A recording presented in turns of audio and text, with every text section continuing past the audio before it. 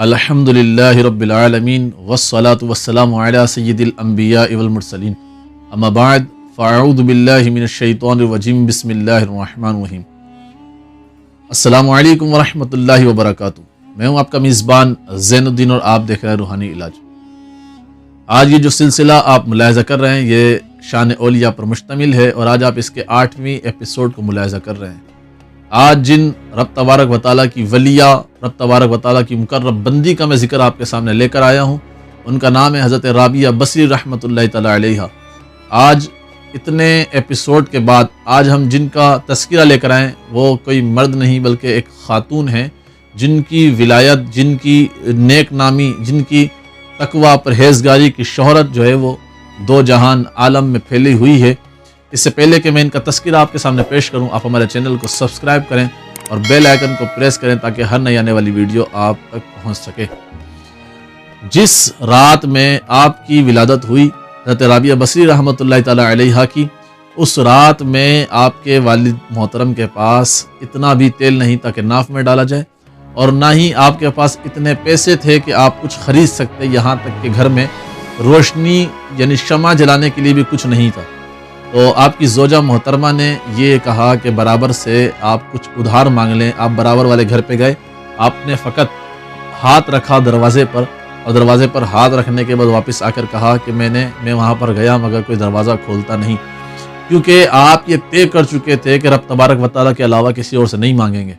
یہ حضرت رابعہ بصری رحمۃ اللہ تعالیٰ علیہ کے والد کا جو ہے وہ تذکرہ ہے۔ اور حضرت رابعہ بصری رحمۃ اللہ تعالیٰ علیہ کا نام رابعہ کیوں پڑا؟ اس کی وجہ یہ ہے کہ آپ کی 3 بہنیں پیچھے بھی، آپ سے پہلے 3 بہنوں کی پیدائش ہو چکی تھی، آپ چوتھی پیدا ہوئی یعنی چوتھی بیٹی کی ولادت ہوئی، تو رابعہ کا مطلب چونکہ چوتھا یا چوتھی ہوتا ہے تو آپ کا نام اس وجہ سے رابعہ رکھا گیا۔ اور جب آپ اپنے ہوش و حواس کی عمر میں آئیں تو اس وقت آپ کے والد محترم کا انتقال ہو چکا تھا، تو آپ چاروں بہنیں بچھڑ گئیں۔ تو اس طریقے سے آپ بھی کسی جگہ جا رہی تھی، راستے میں کسی شخص نے آپ کو پکڑا، اور پکڑنے کے بعد آپ کو جو ہے وہ کسی شخص کے ہاتھوں فروخت کر دیا۔ جس شخص کے ہاتھوں فروخت کیا وہ شخص انتہائی ظالم تھا اور آپ سے بہت زیادہ کام لیتا، یعنی بہت زیادہ مشقت کے کام لیتا تھا، کیونکہ اس نے آپ کو باندی کے طور پر خریدا تھا۔ اب وہ دن بھر مشقت کے کام لیتا۔ ایک مرتبہ آپ باہر جا رہی تھیں، آپ کی کسی نامحرم لڑکے پر نظر پڑی۔ جیسے ہی نامحرم لڑکے پر نظر پڑی آپ گھبرا کے گری اور گر کے آپ کا ہاتھ ٹوٹ گیا۔ آپ نے بارگاہ الہی میں فریاد کی کہ یا رب تبارک و تعالی، پہلے ہی میں مشقت میں مبتلا تھی، یہ ایک اور مشقت۔ اتنے میں ہاتف غیبی سے ندائی، اے رابعہ پریشان مت ہو، کل تک ان تمام معاملہ سے چھٹکارا مل جائے گا۔ آپ دن بھر جو ہے اپنے مالک کی خدمت کرتی اور رات بھر رب تبارک و تعالیٰ کی عبادت کیا کرتی تھی۔ دوسرے ہی دن کا واقعہ ہے کہ آپ رات کے وقت رب تبارک و تعالیٰ کی عبادت کر رہی تھی، اور عبادت کرتے ہوئے رب تبارک و تعالیٰ سے فریاد کر رہی تھی کہ اے مالک و مولا، اگر میں غلام نہ ہوتی، اگر میں کسی کی محکوم نہ ہوتی تو رات کے بجائے دن میں بھی میں تیری عبادت کرتی۔ اس وقت آپ کے چاروں طرف ایک بقعہ نور تھا، نور کا ایک سما تھا، تو آپ کا جو آقا تھا اس کی نظر پڑی۔ اس نے دیکھا کہ اس جگہ اتنی روشنی کیوں ہے۔ جب اس نے جا کر اس جگہ کو دیکھا تو وہاں پر دیکھا کہ حضرت رابعہ بصری رحمۃ اللہ تعالیٰ علیہ سجدے میں جو ہے وہ پڑی ہوئی ہیں اور رب تبارک و تعالیٰ سے فریاد کر رہی ہیں۔ اس کو اتنی غیرت آئی کہ جس بندی کی میں نے خدمت کرنی چاہیے تھی، مجھے خدمت کرنی چاہیے تھی کہ میں اس کی خدمت کرتا، تو میں اس سے جو ہے وہ خدمت کا کام لے رہا ہوں۔ یہ سن کر، یہ سوچ کر اس نے بالکل اسی وقت توبہ کی اور اس نے یہ پکا عزم کیا کہ آج کے بعد آپ کو غلامی میں رکھنے کے بجائے آپ کو آزاد کر دے گا۔ جب صبح کا وقت ہوا تو اس نے حضرت رابعہ بصری رحمۃ اللہ تعالیٰ علیہ سے جو ہے وہ معافی مانگی اور کہا کہ اگر آپ چاہیں تو آپ یہیں رہ کر جو ہے وہ آپ عبادت اور ریاضت کریں، اور چاہے تو میری طرف سے جہاں چاہے جا سکتی ہیں، میری طرف سے آپ آزاد ہیں۔ اس کے بعد آپ حجرے سے باہر نکل آئیں اور اس کے بعد آپ رحمۃ اللہ تعالیٰ علیہ نے رب تبارک و تعالیٰ کی عبادتیں شروع کر دی۔ آپ کے بارے میں یہ ملتا ہے کہ آپ پورے دن میں 1000 مرتبہ جو ہے وہ نفل ادا کرتی، یعنی یہ وہ نفل تو آپ وہ ادا کرتی جو فرائض کے بعد تھے، یعنی آپ 1000 مرتبہ جو ہے وہ نفل ادا کیا کرتی تھی، اور آپ رب تبارک و تعالیٰ کی عبادت میں کسی قسم کی کوئی کسر نہیں چھوڑتی، بلکہ حد سے زیادہ رب تبارک و تعالیٰ سے خائف رہنے والی، رب تبارک و تعالیٰ سے حد سے زیادہ ڈرنے والی، رب تبارک و تعالیٰ کے لیے تقوی و پرہیزگاری اختیار کرنے والی تھی۔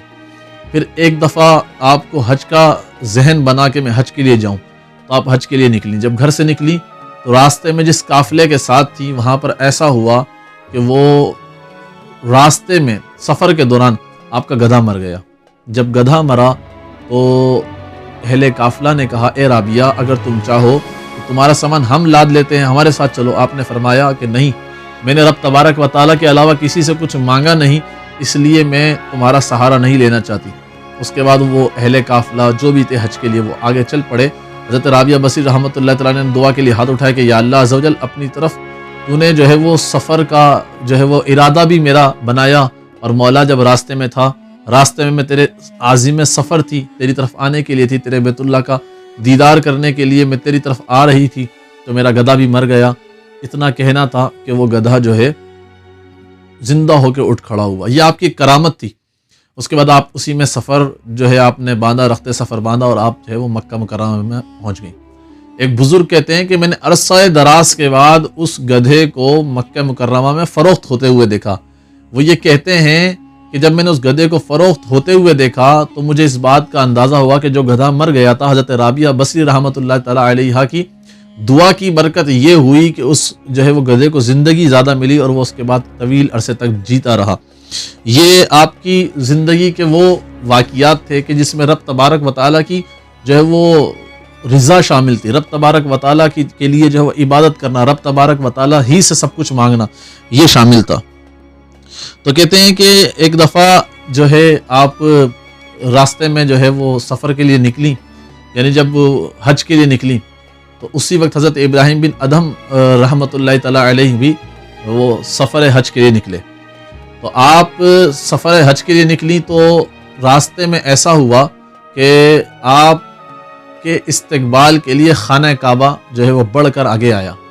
حضرت ابراہیم بن ادہم رحمۃ اللہ تعالیٰ علیہ جب وہاں پر پہنچے، مکہ مکرمہ پہنچے، تو انہیں بیت اللہ نظر نہیں آیا۔ جب بیت اللہ نظر نہیں آیا تو انہوں نے کہا یا رب تبارک و تعالیٰ کیا میری نظریں سلب ہو گئیں کہ مجھے نظر نہیں آتی؟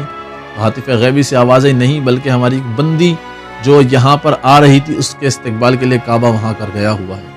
حضرت ابراہیم بن ادہم رحمۃ اللہ تعالیٰ علیہ نے جب حضرت رابعہ بصری رحمۃ اللہ تعالیٰ علیہ کو لکڑی کے سہارے، عصا کے سہارے چل کر آتے ہوئے دیکھا تو کہا تم کیوں عالم جو ہے وہ نظام کو درہم برہم کرنا چاہتی ہو؟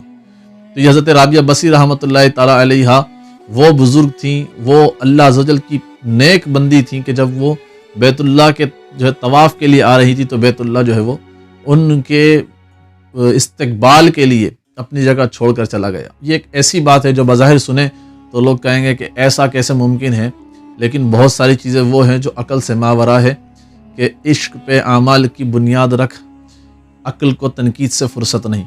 تو حضرت رابعہ بصری رحمۃ اللہ تعالیٰ علیہ کے پاس دو بھوکے افراد آئے اور انہوں نے کھانا نہیں کھایا ہوا تھا، تو آپ کے پاس دو روٹیاں تھیں۔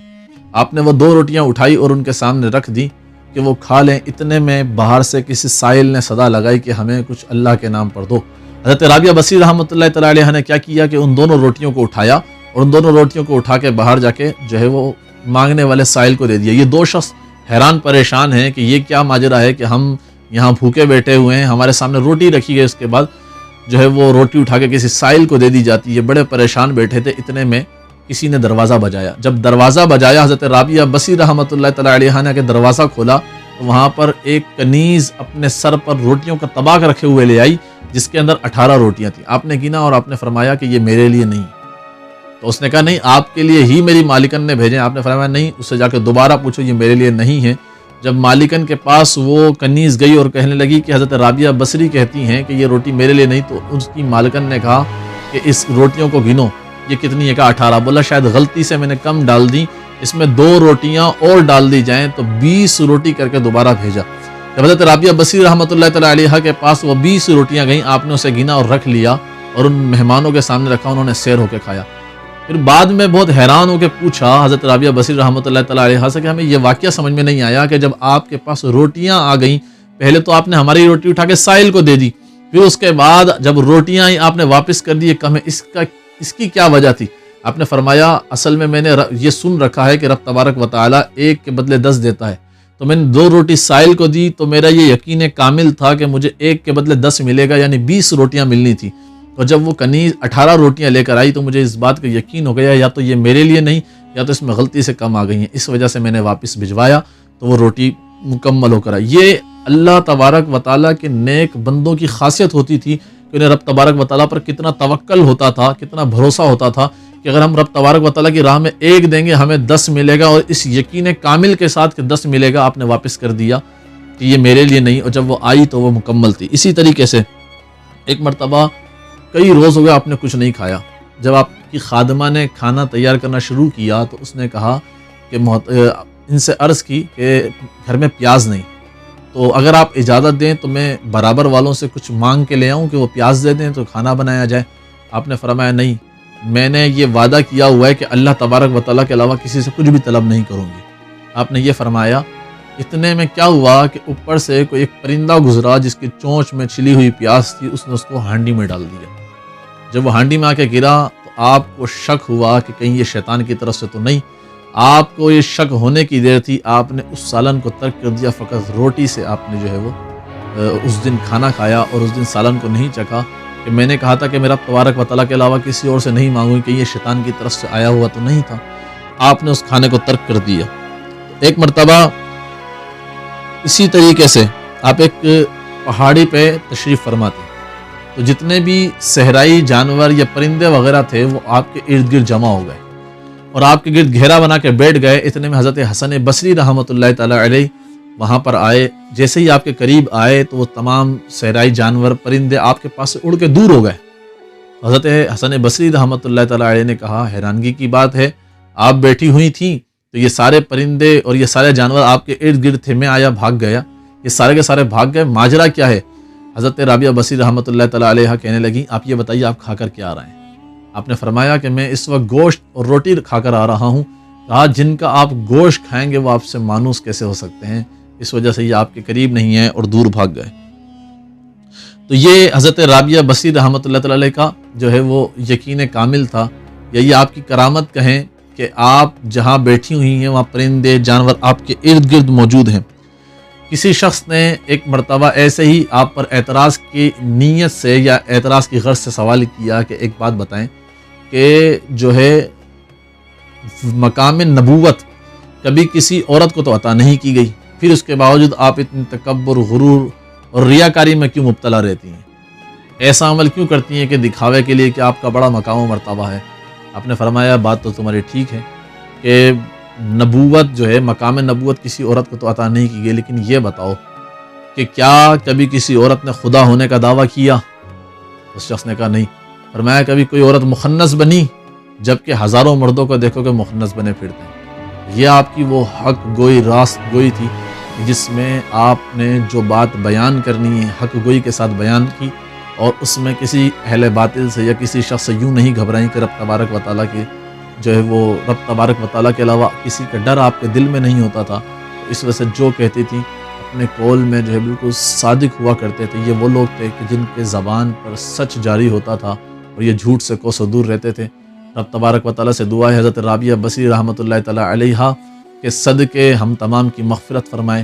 یہ وہ اللہ کی نیک ولیہ تھی، وہ بزرگ تھی جو اکثر یہ دعا کرتی تھی کہ اے اللہ اگر میں تیری عبادت اس لیے کرتی ہوں کہ مجھے جنت میں داخلہ ملے تو مولا مجھے جنت سے محروم کر دینا، اور اے اللہ اگر میں تیری عبادت اس لیے کرتی ہوں کہ مجھے جہنم سے بچ سکوں تو مولا مجھے جہنم میں ڈال دینا، لیکن اے اللہ میں اگر تیری عبادت اس لیے کرتی ہوں کہ بروز حشر مجھے تیرا دیدار نصیب ہو تو اے رب تبارک و تعالیٰ مجھے اپنے دیدار سے محروم نہ کرنا۔ یہ وہ اللہ عز و جل کی نیک بندی تھی۔ اللہ تبارک و تعالیٰ سے دعا ہے کہ اللہ تبارک و تعالیٰ ہمیں ان بزرگوں کے جو ہے وہ نقش قدم پر چلنے کی توفیق عطا فرمائے۔ یہ تھا آج ایک بہت پیاری اللہ کی ولیہ کا تذکرہ۔ اگلی دفعہ پھر ایک اور بزرگ، ایک اور اللہ تبارک و تعالیٰ کے ولی کا ذکر لیے آپ کے پاس حاضر ہوں گے۔ تب تک کے لیے اجازت دیں۔ السلام علیکم ورحمۃ اللہ وبرکاتہ۔